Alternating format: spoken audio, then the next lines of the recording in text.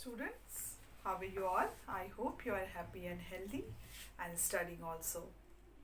As you all know, we have completed yesterday our chapter which was based on sentences. We have completed kinds of sentences, simple sentence, compound sentence and complex sentence. And today we are going to start a new chapter which is in your Mastering Grammar book. This is models.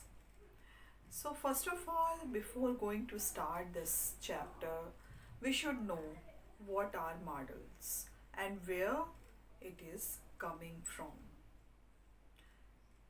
As you all know, we have in the earlier video we have studied about verbs. So in verbs we are going back into the verbs and then we will continue this topic model. So first of all, verbs. Verbs, as you all know, they are all action verb, or it is showing the state of a subject. So that is the two work of verb is first is action and second is state of subject, in which condition or in which position the subject is working. So, and there are verbs having two parts. That is, first is main verb. First is on the basis of their action. It is in the first is main verb and second is helping verb or auxiliary verb. So, when we have divided this action or verb into two parts, that is main verb and auxiliary verbs. So, what are main verbs? Main verbs, it means, if I am going to write over here, he eats banana. Now here, as you all know, this is subject and this is main verb, or you can say main verb or principal verb. This is main verb, or you can say this is verb. Now, if we are going to discuss about helping verb, helping verbs are those which can help the main verb, and their position always before the main verb. So, now let's discuss about what are helping verbs and how many parts of the helping verbs. Let's discuss. Main verb, I hope you have understood. And this chapter we have done in some video we have done this chapter previously. So, now our target is to understand helping verbs.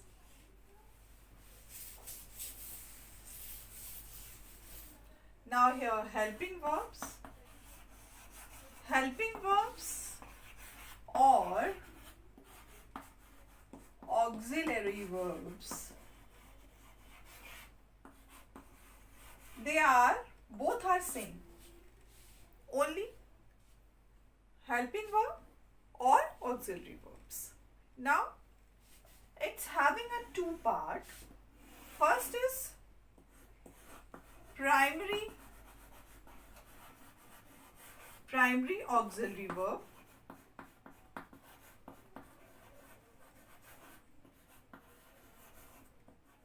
and second is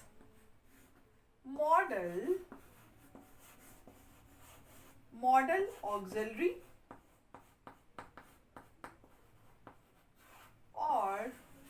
can say models. So, helping or auxiliary verb having two parts. First is primary auxiliary verb. Second is modal auxiliary or modals. We can say modals. Now, let's start from this. Primary auxiliary verbs. Now, we are going to start from this. Then, we will continue this talk. Now, if we are talking about primary auxiliary verb, primary auxiliary verbs or helping verbs. So, it's first of all we are having be. Be contains is, am, are, was, were, will and shall. These are all called primary auxiliary verb, or this is in this primary auxiliary verb there is a first is be. Now second is has or have. So here have, had and has. It's also having two. Now if we are going to discuss about do, so here does, did and do. So these are primary auxiliary verbs which can change the form of an action, which can change the sentences, which can change the tense of the sentence. So with the help of these auxiliary verbs, we can change the form of the verb. Suppose, if I am writing Ram is going to the market. Now here, if we are going to replace, in place of is, if we are writing was, so it will become past tense, past continuous tense.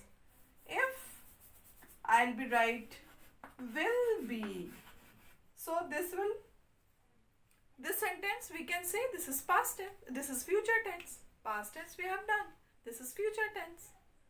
So with the help of these primary auxiliary verbs, we can change the form of sentences, or we can say tenses. We can create tenses with the help of primary auxiliary verb.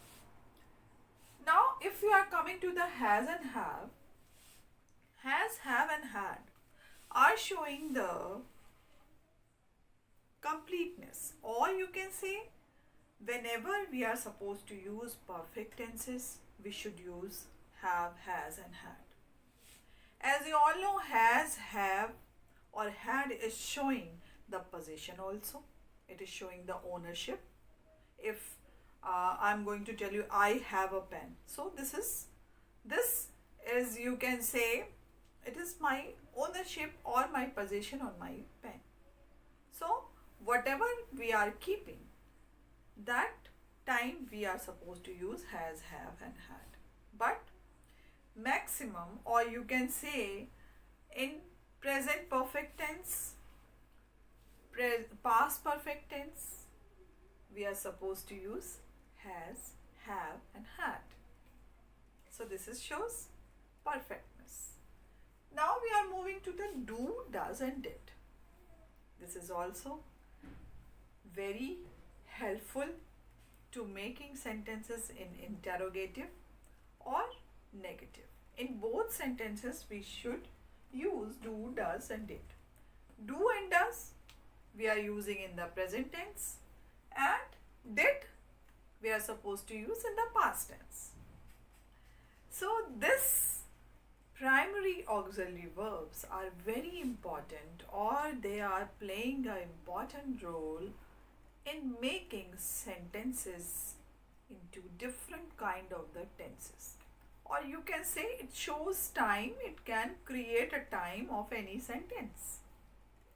So they are called helping verbs or primary, auxiliary or helping verbs. Now we are moving to auxiliary verbs, but it's having a second part that is called modal auxiliary verbs. So let's start.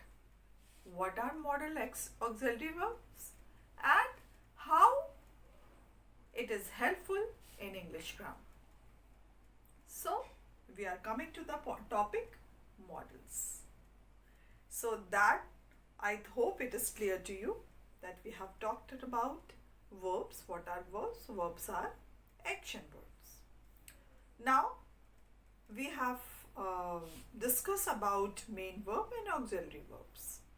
And as we are on the auxiliary verbs having two parts. First is primary auxiliary verb and second is modals or modal auxiliary verbs. So our topic for today is modals or modal auxiliary verbs. So let's start discuss on the topic. Now modals or modal auxiliaries.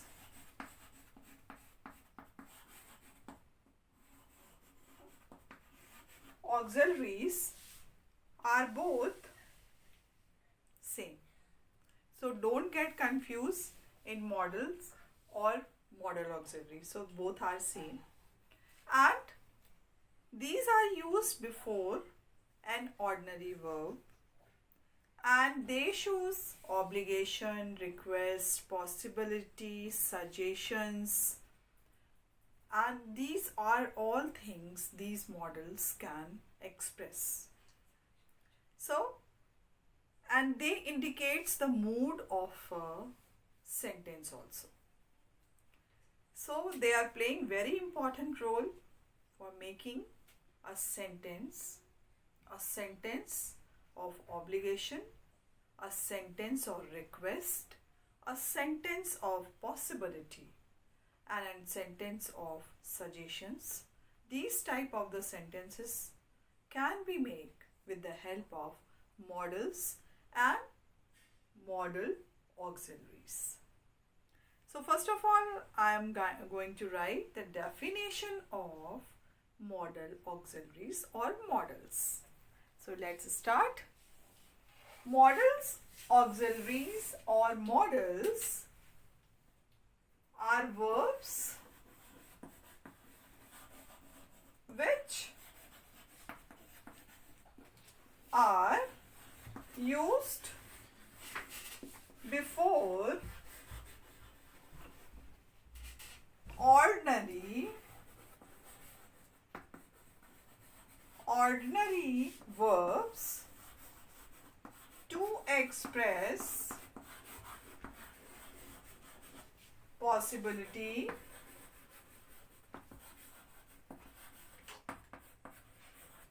request, suggestions,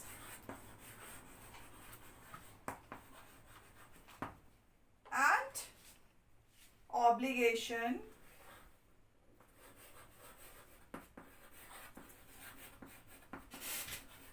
ability, and request. Request we have already done. Ability, request, and so on. And they indicate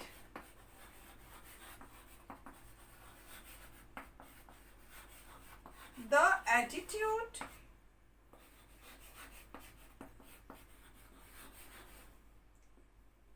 or intention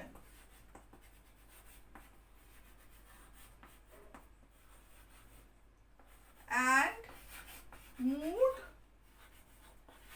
of the speaker.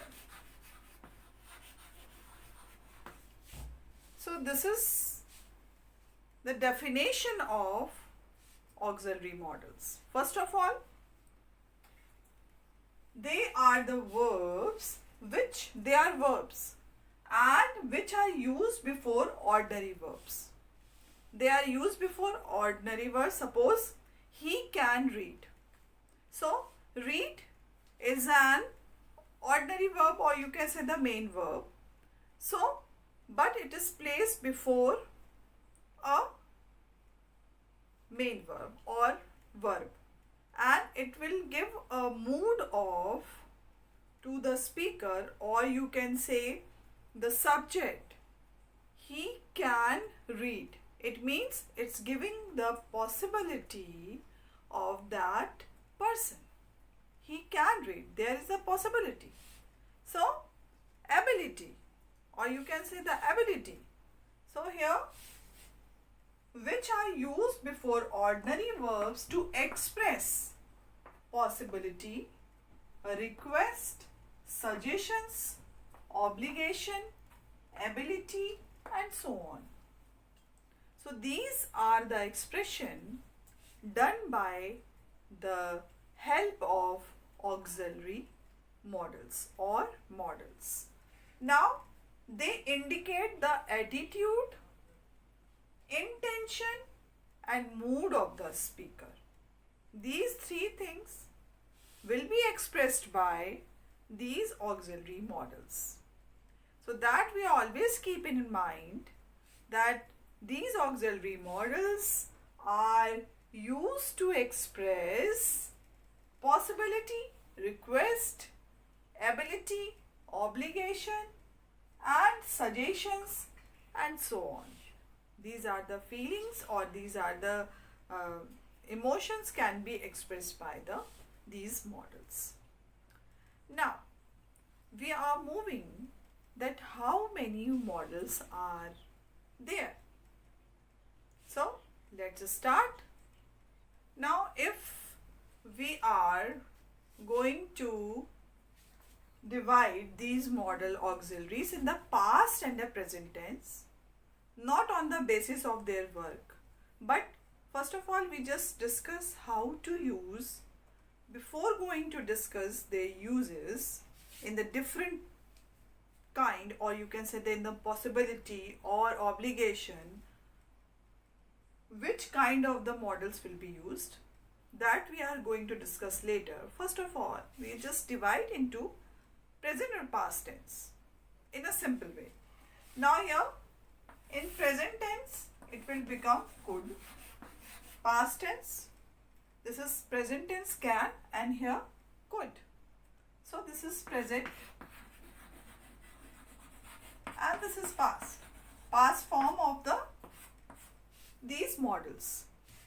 This is can, and here could. May become might. Shall become should. May become might, as we have done, and will become would. But some models which always remain same, just as must and ought to. So these are the models will always remain same. Can become could, may become might, and shall become should, will become would in the past tense. But must and ought to will always remain same. Now we are going to study what are the uses where we can use can and could, where we can use may and might, where we are going to use shall and should, and where we are supposed to use may, must, and ought to. This is very important part of this video, because when we have to show obligation, when we have to show possibility, then which type of the models we are going to use in our grammar. So let's start. Now first of all, we are going to study about ability. Which model can show ability? So first is can. With the help of can, we can show the person's ability. And this could is suggest the ability in the past whichever he could do. Now be able to indicates ability to do something which is more possible than can. Now here, first of all, we are going to discuss about can. Can show or indicate the ability of a person. If I am going to give you example, Rahul can drive a car. Now here, for the example you can understand, Rahul can drive. It means Rahul having the capability of driving. So that is why it is used over here can.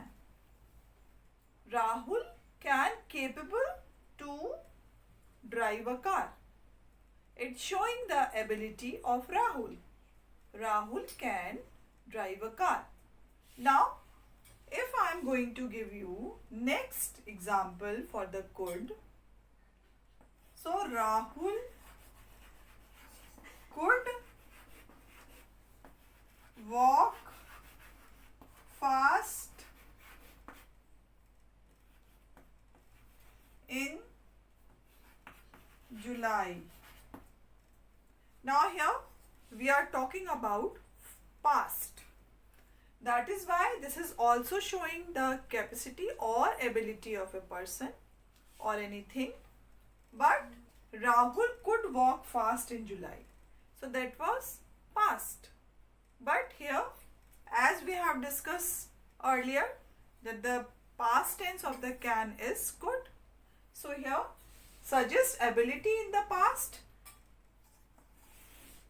Rahul could walk fast in July. So this is show the ability of this particular person in the past.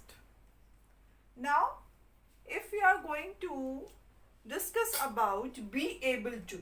So this is indicate the ability to do something which is more possible than can.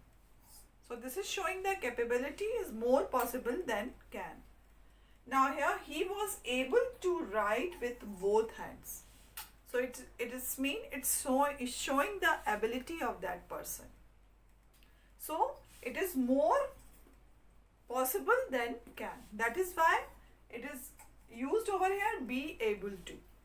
So it means he was able to write with both hands. So this way we can understand that whenever we have to show the ability of anything or any person, we have to use can in the present tense, could in the past tense, and be able to when we are going to express his or her ability in a more possible way. Then we are supposed to use be able to.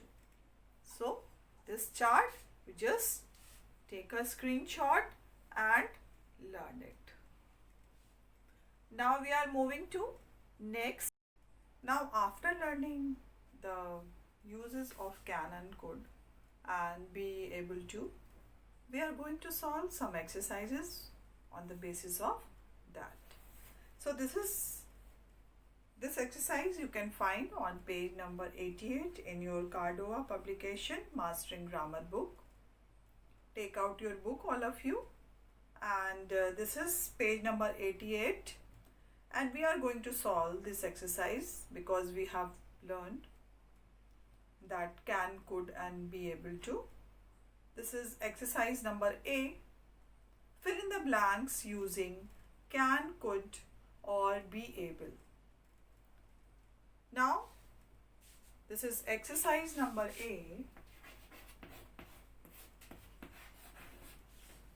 In your Mastering Grammar book, page number 88. Dash you play the piano. Now here it is written in the bracket. ability to do something. That is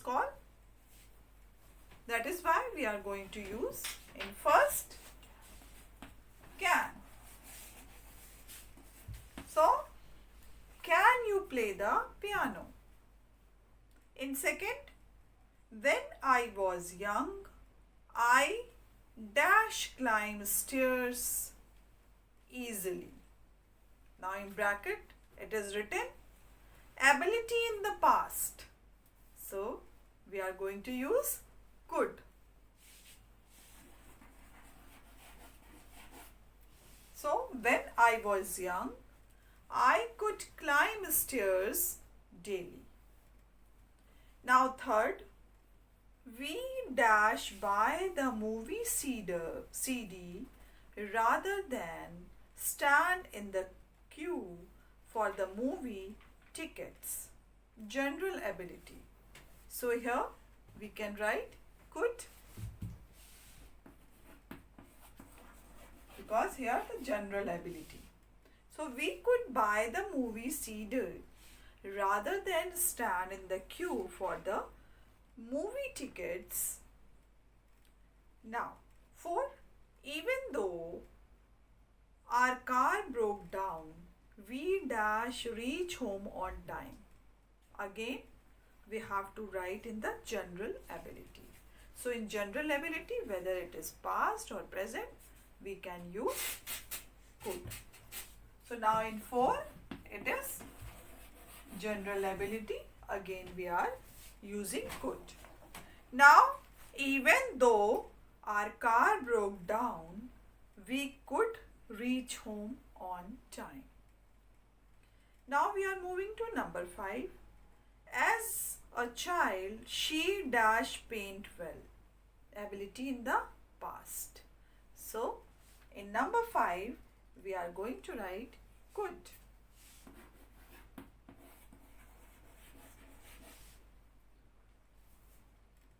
As a child, she could paint well. In number 6, she will dash to write with the fountain pen. Now in the bracket it is given over here, ability which is more possible than can. Then we are going to write able to. So she will be able. In 6, be able to is written over here. So she will be able to write with the fountain pen. Now 7, she said that she dash dance even when she was 2 years old. Ability in the past.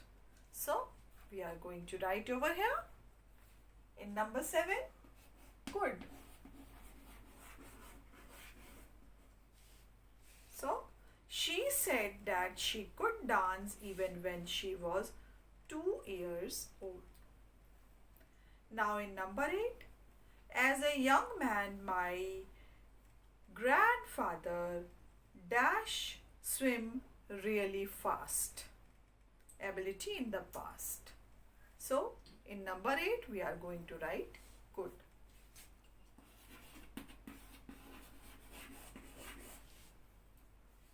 As a young man, my grandfather could swim really fast. Now 9, his right leg is fractured and he will be dashed to walk without support only after the 3 months. In bracket it is written ability which is more possible than can. So we are going to write over here be able. 9 is be able. As a young man, my grandfather, his right leg is fractured and he will be able to walk without support only after 3 months. Now, in number 10, rather than waiting for him here, we dash could walk to his house. General ability, so we are going to write over here could.